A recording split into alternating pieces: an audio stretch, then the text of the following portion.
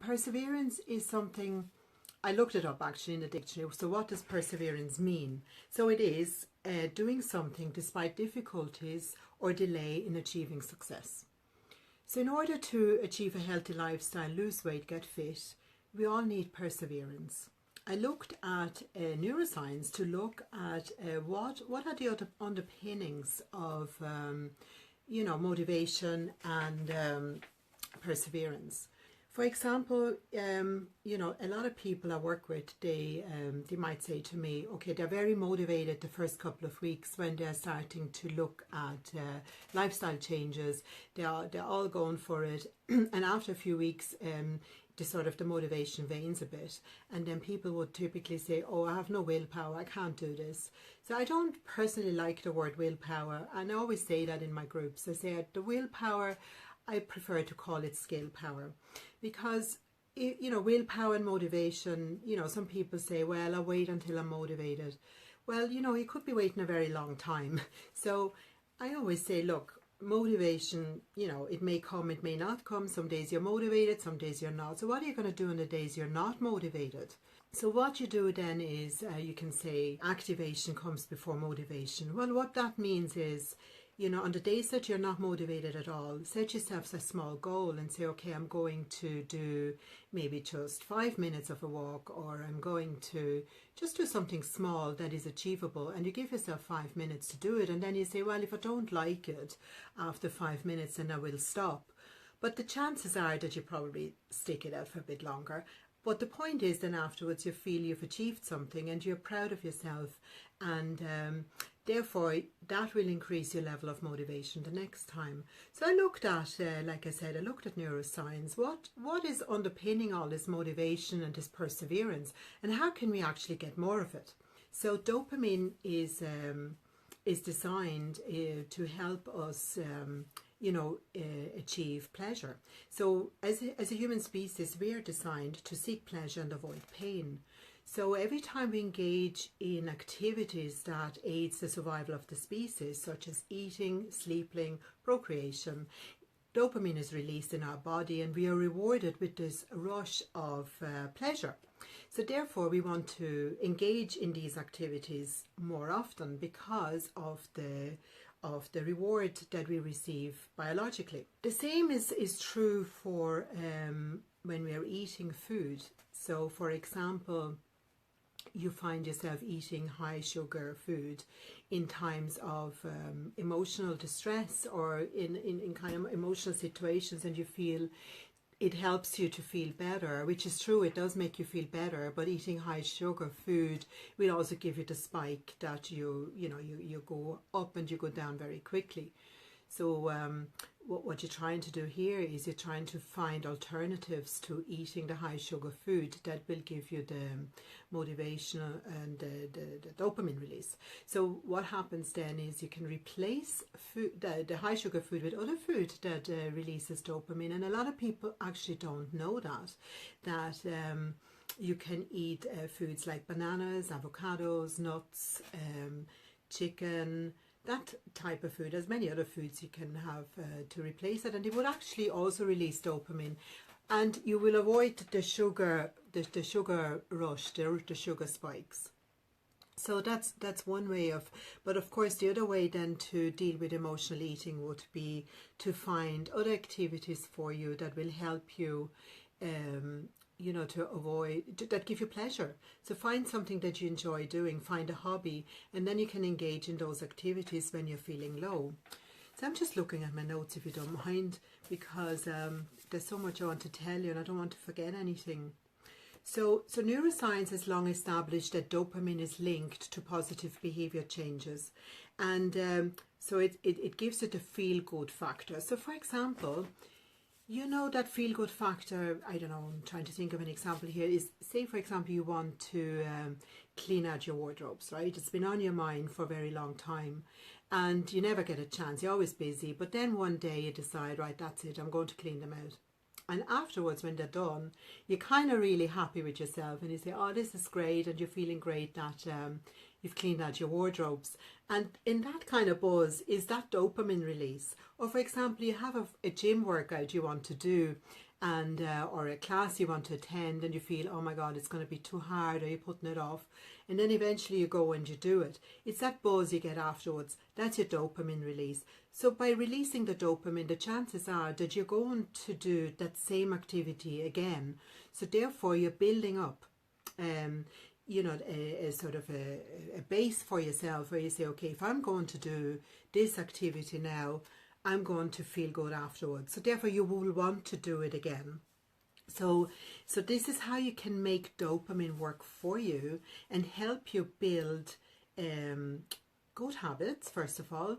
And resilience really is a habit as well, because the more you continue doing activities that you thought you didn't want to do, the more, and you get the dopamine release, then the more you will engage in it.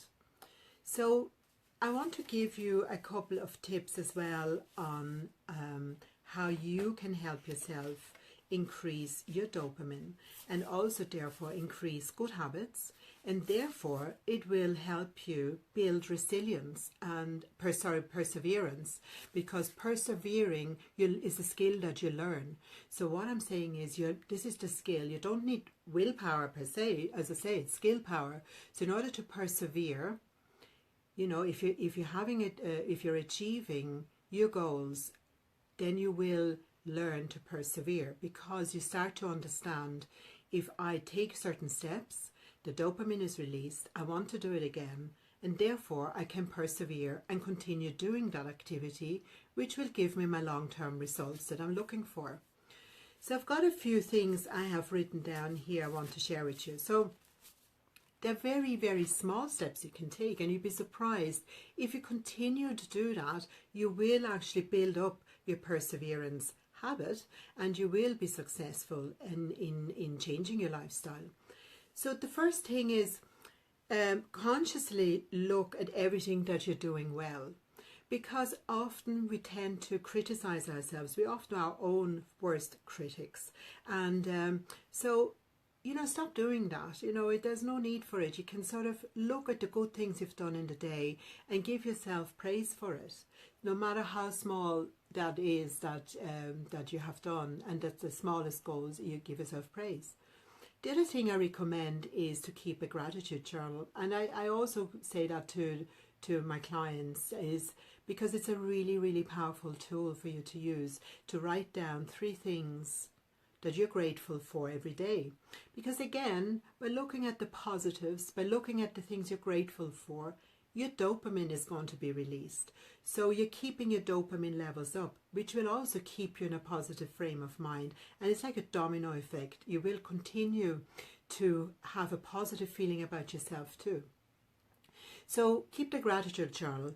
Another one is simple things like doing brain teasers or puzzles. The way you sort of are really delighted with yourself when you finish up a puzzle or a brain teaser, and you get the result, or you find the answers to it. So these little things, if you like doing that, that's another way of helping you. Another one is to look at bigger challenges and break them down into smaller ones, because to achieve a big challenge you might give up very quickly on the way. So break it down into small challenges, and every time you achieve that small challenge, you get a sense of achievement. Therefore, again, you get a dopamine hit, and therefore, again, it increases the likelihood that you will engage in the activity again. So another one is then to make a list in the evenings before you go to bed of what you want to do the next day. So kind of to-do list for the next day. And then the next day, as you go through your list and you achieve the things that you want to do, you tick them off your list. Again, you get a sense of achievement from that. And like I said before, be your own cheerleader. Give yourself credit when it's due. Give yourself credit for everything that you do. If you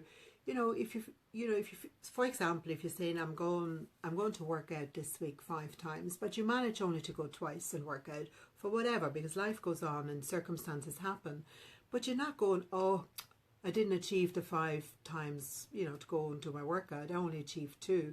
go and say, well, I've done 2, that's fantastic, I'm brilliant, it's brilliant, it's 2 more than I maybe did last year. So this year I managed this week, I do 2, maybe next week is it going to be a better week.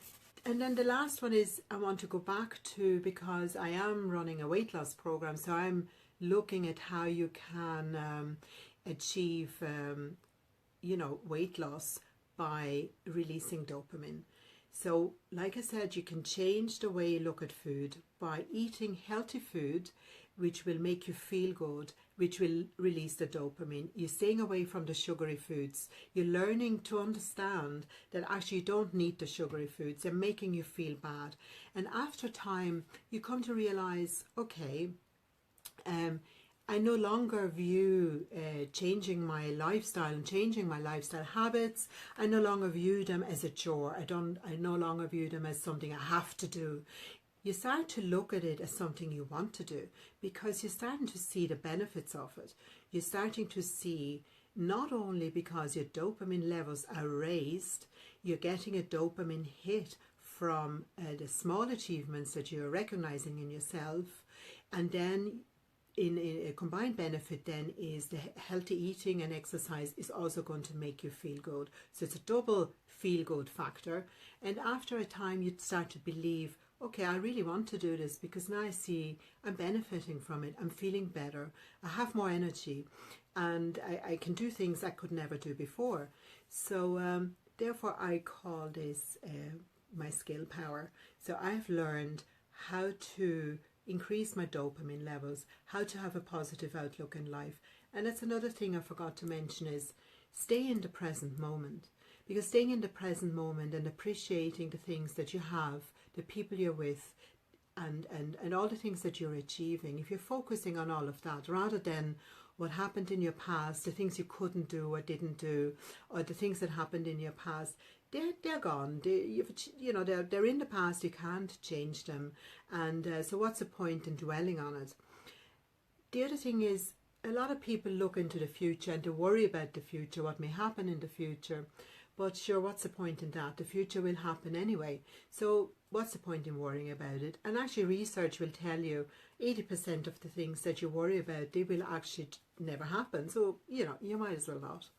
So staying in the present is another way of keeping yourself centered and looking and having a positive outlook. So if there's any questions, feel free to send me messages or get in touch with me. And I see there's a few people watching here. I'm going to post it up on Facebook, so if anybody wants to watch back. But I think the key message to take from this here is perseverance is a habit. Okay, so it's like any other habit, you can learn to persevere.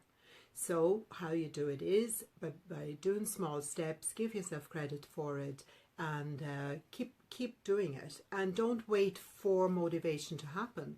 Motivation may not happen for a long time, so keep doing small activities, break it into small things, and by achieving small goals, you will get a dopamine hit, and therefore you will want to do it again, because we are designed as humans to seek out that dopamine rush. Okay, so I hope you have a nice evening, and I might do another talk next week on another topic, and I'll see you soon then. Bye now.